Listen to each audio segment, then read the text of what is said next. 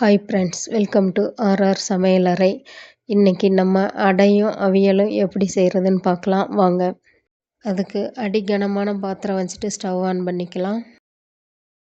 அடுத்ததாக கட் பண்ணி வச்சுருக்கிற ஒரு முருங்கைக்காய், ஒரு கைப்பிடி கொத்தவரங்காய் சேர்த்து அரை டம்ளர் தண்ணி விட்டு வேக வச்சுக்கலாம். இந்த காய் கொஞ்சம் வேக லேட் ஆகும், அதனால் முதல்ல போட்டு வேக வச்சுக்குவோம்.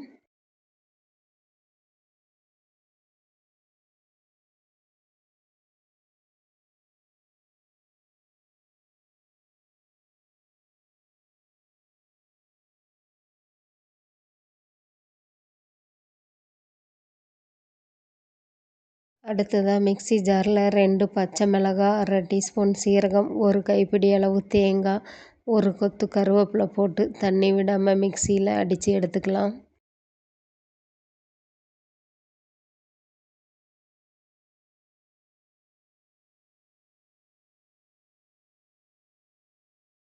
இப்போது அரைச்ச தேங்காய் கூட 4 சின்ன வெங்காயம் போட்டு பல்ஸ் மோடில் அடித்து எடுத்துக்கோங்க.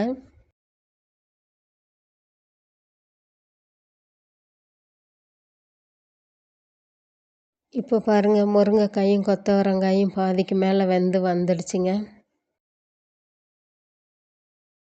அடுத்ததாக நீல வாக்கில் கட் பண்ண அரை வாழைக்காய், ஒரு கேரட், ஒரு உருளைக்கிழங்கு, அரை புடலங்காய், 3 கத்திரிக்காய் சேர்த்துட்டு அது கூட அரைச்சி வச்சுருக்கிற தேங்காய் விழுது, அவியலுக்கு தேவையான அளவு உப்பு, ஜாரு கழுவின தண்ணி ஊற்றிக்கோங்க.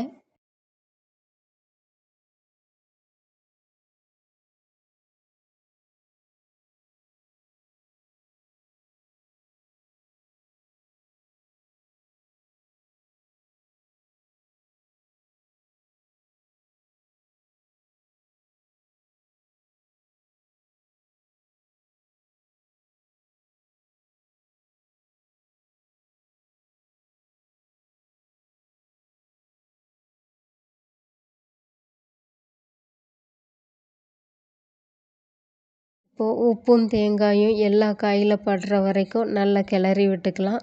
கிளறி முடிஞ்சதும் மூடி போட்டு 5 நிமிஷம் மீடியம் ஃப்ளேமில் வேக விட்டுக்கலாம்.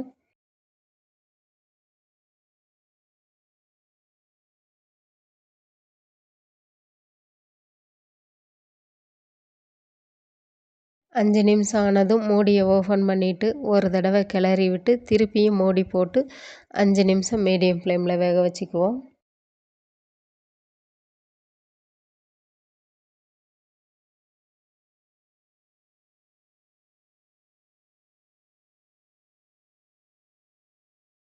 இப்போ மூடியை ஓப்பன் பண்ணி பாருங்கள், காய் நல்லா வெந்துருச்சு. ஒரு கிளறி விட்டுட்டு 2 டேபிள் ஸ்பூன் புளிக்காத தயிர் சேர்த்து கிளறி விட்டுக்கோங்க.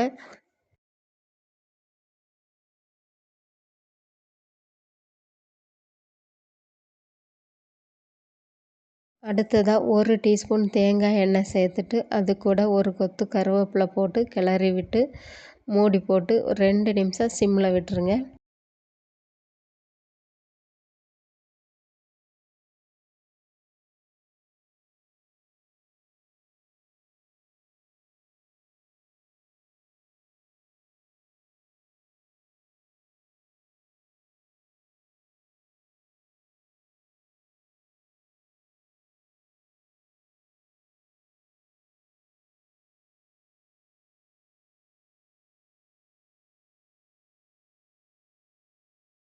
இப்போ பாருங்கள், கம்ம அவியல் ரெடி ஆகிடுச்சிங்க. இப்போ காயும் நல்லா வெந்திருக்கு. இப்போ இறக்கிக்கலாம்.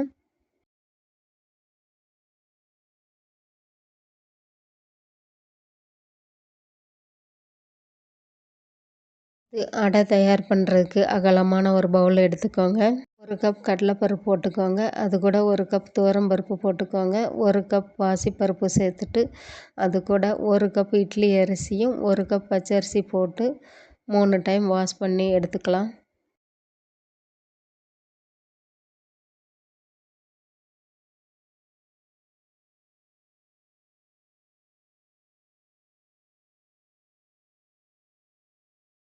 இப்போது அது கூட 3 காஞ்ச மிளகாய் போட்டுக்கோங்க. அதில் தண்ணி விட்டு 4 மணி நேரம் ஊற வச்சுக்கலாம்.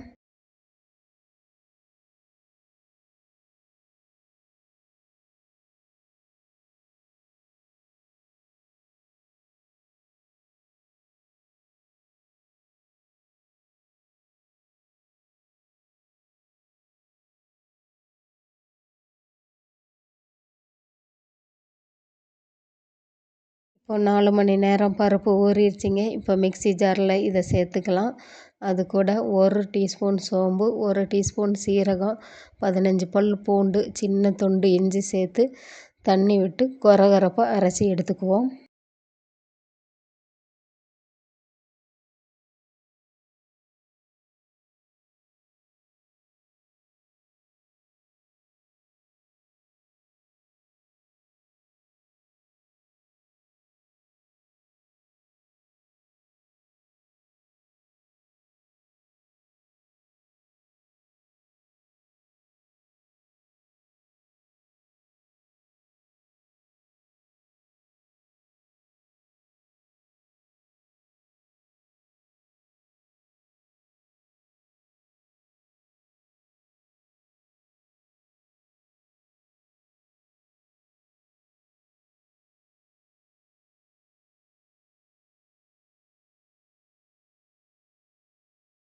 அடுத்ததாக ஒரு பவுல் எடுத்துட்டு அடைக்கு தேவையான அளவு மாவு அதில் சேர்த்துட்டு 1/4 டீஸ்பூன் பெருங்காயத்தூள், 1/4 டீஸ்பூன் மிளகாய்த்தூள், 1/4 டீஸ்பூன் மஞ்சத்தூள், மெலிசாக கட் பண்ண கருவேப்பிலை, மெலிசாக கட் பண்ண கொத்தமல்லி இலை, மெலிசாக கட் பண்ண ஒரு பெரிய வெங்காயம், தேவையான அளவு உப்பு சேர்த்து மாவை கலந்து விட்டுக்கலாம்.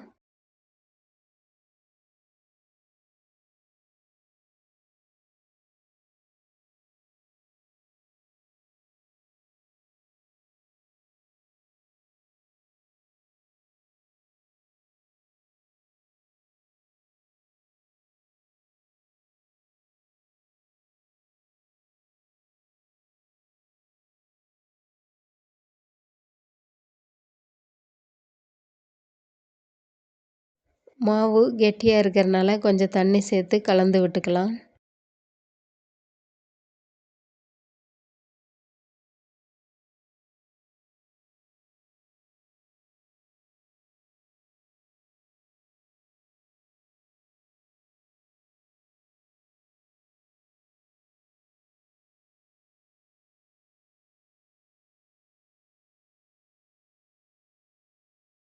அடுத்து தோசைக்கல் வச்சுட்டு ஸ்டவ் ஆன் பண்ணிக்கலாம்.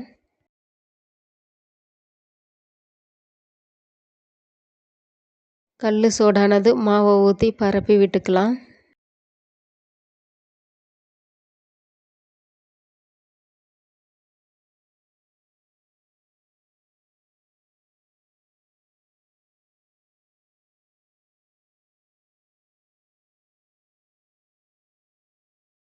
இப்போ கொஞ்சமாக நல்லெண்ணெயை தோசைக்கு மேலே ஊற்றிக்கலாம். நல்லெண்ணெய் ஊற்றினா அடை ரொம்ப டேஸ்ட்டாக இருக்குங்க.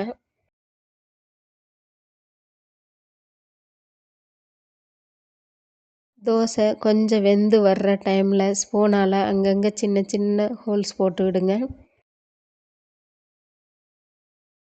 இப்போது அந்த ஹோல்ஸில் ஒரு ஒரு சொட்டாக எண்ணெய் விட்டுக்கலாம்.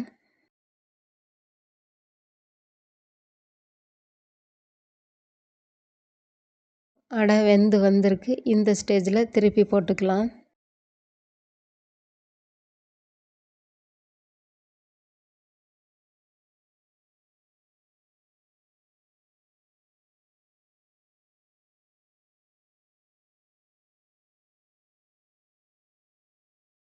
இப்போது அடை முழுமையாக வெந்துடுச்சு. இதை ஒரு பிளேட்டுக்கு மாற்றி விட்டுக்கலாம்.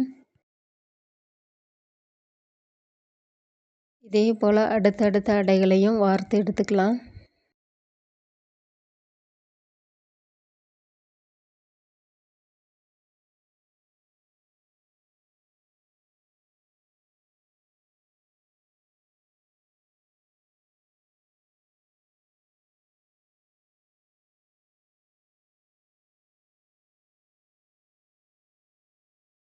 இப்போ பாருங்கள், சூப்பரான அடையும் அவியலும் தயாராகிடுச்சு.